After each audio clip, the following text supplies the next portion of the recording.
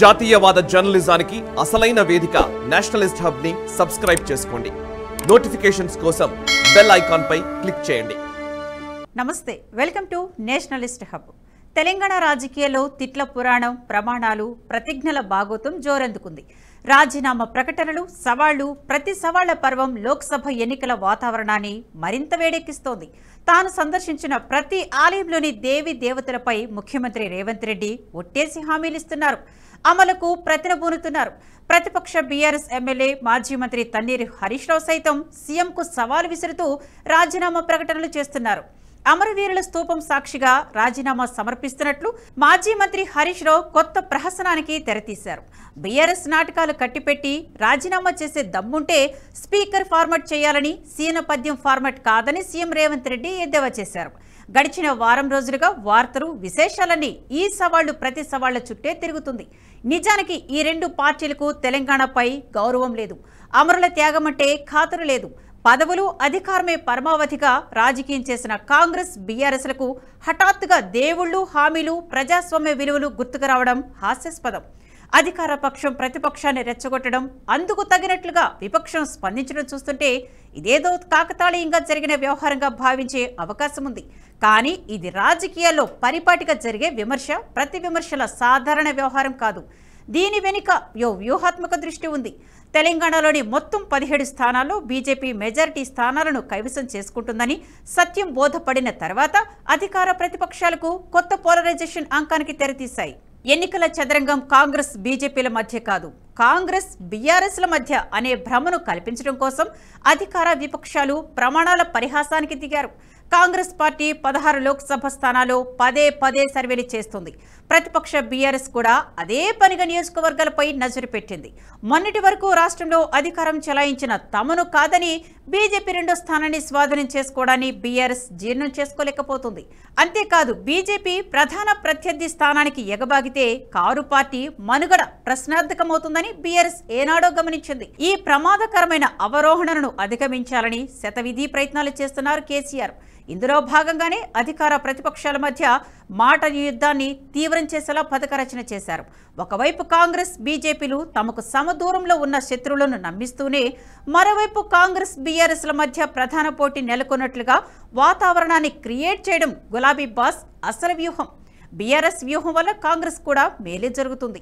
క్రమంగా బలపడుతున్న బీజేపీతో పోలిస్తే బీఆర్ఎస్ను ఎదుర్కోవడం సులభం.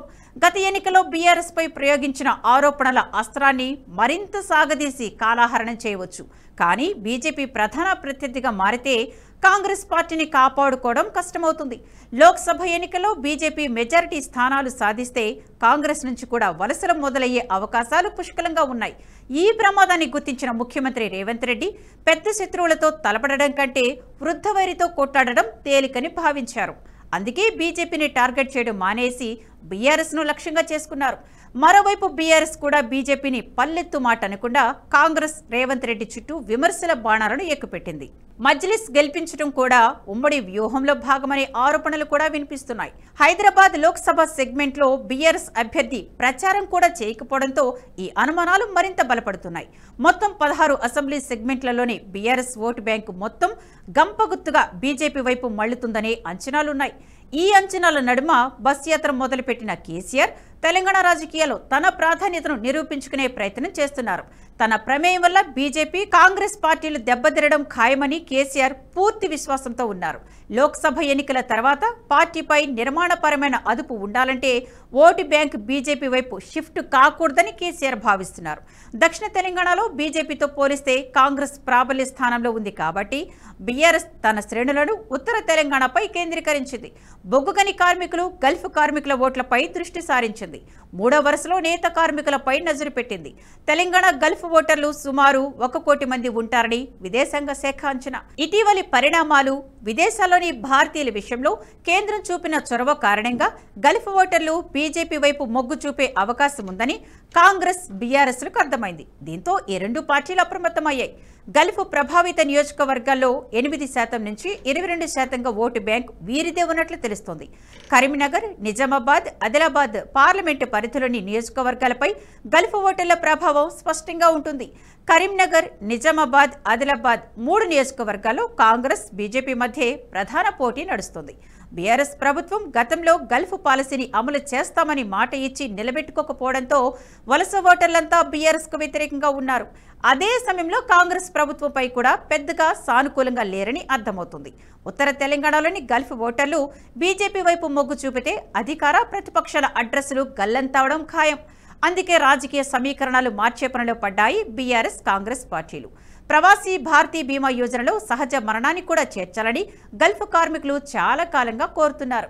అలాగే విదేశీ మార్గద్రవ్యం పంపే వారికి బంగ్లాదేశ్ ప్రభుత్వం మాదిరిగా ప్రోత్సాహకం ఇవ్వాలని, ఇమ్మిగ్రేషన్ యాక్ట్ 1983ను అప్డేట్ చేయాలని, గల్ఫ్ కార్మికులకు వారి కుటుంబాలకు రిజర్వేషన్లు కల్పించాలన్న డిమాండ్లు ఉన్నాయి. ఇటీవల జగిత్యాల పర్యటనకు వచ్చిన ప్రధాని మోదీకి గల్ఫ్ కార్మికులు రాసిన లేఖకు మోదీ సానుకూలంగా స్పందించారు. ఎన్డీఏ ప్రభుత్వం మూడోసారి అధికారంలోకి వచ్చాక విదేశాల్లో పనిచేసే భారతీయ కార్మికుల కోసం ప్రత్యేక విధానాలు రూపొందిస్తామని హామీ ఇవ్వడంతో గల్ఫ్ ఓటర్లు కమలదళం వైపు చూసే అవకాశం ఉందనే టాక్ ఉంది. ఇక ఆదివాసీలు ఎక్కువగా ఉండే ఆదిలాబాద్ జిల్లాలో బీజేపీ బలంగా ఉంది. బీఆర్ఎస్ కూడా చెప్పుకోదగ్గ స్థాయిలో ఓట్లను సాధించింది. ఈ రెండు పార్టీలతో పోలిస్తే కాంగ్రెస్ పార్టీ చాలా బలహీనంగా ఉంది. ఆదిలాబాద్ లోక్సభ స్థానం పరిధిలో సిర్పూర్, ఆసిఫాబాద్, ఖానాపూర్, ఆదిలాబాద్, బోధ్, నిర్మల్, ముథోల్ 7 అసెంబ్లీ నియోజకవర్గాలు ఉన్నాయి. 2023లో జరిగిన అసెంబ్లీ ఎన్నికల్లో బీజేపీ 4, బీఆర్ఎస్ 2, కాంగ్రెస్ 1 చొప్పున అసెంబ్లీ స్థానాలను దక్కించుకున్నాయి. పార్లమెంటు పరిధిలో బీఆర్ఎస్ కు 35.92%, బీజేపీ 34.64%, కాంగ్రెస్ 19.47% ఓట్లను సాధించాయి.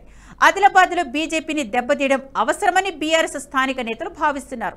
బీజేపీ ప్రభావం ఇదే తీరులో ఉంటే స్థానిక ఎన్నికల్లో తమ భవిష్యత్తు ప్రశ్నార్థకంగా మారుతుందనే ఉద్దేశంతో స్థానిక బీఆర్ఎస్ నేతలు కాంగ్రెస్కు అనుకూలంగా ప్రచారం చేస్తున్నట్లు తెలుస్తోంది. మొత్తంగా బీజేపీని ఓడించడం అవసరమని కాంగ్రెస్, బీఆర్ఎస్ భావిస్తున్నట్లు పరిస్థితిని చూస్తే అర్థమవుతుంది. ఈ వీడియో మీకు నచ్చినట్టయితే లైక్ చేయండి, 10 మందికి షేర్ చేయండి. అలాగే కామెంట్ల రూపంలో మీ అభిప్రాయాలను మాతో పంచుకోండి. Nationalist hub group of channels ను సబ్స్క్రైబ్ చేసుకుని తెలుగునాట జాతీయవాద జర్నలిజాన్ని ప్రోత్సహించండి. ఈ వీడియో కింద ఉన్న బెల్ ఐకాన్ పై క్లిక్ చేయడం మర్చిపోవద్దు.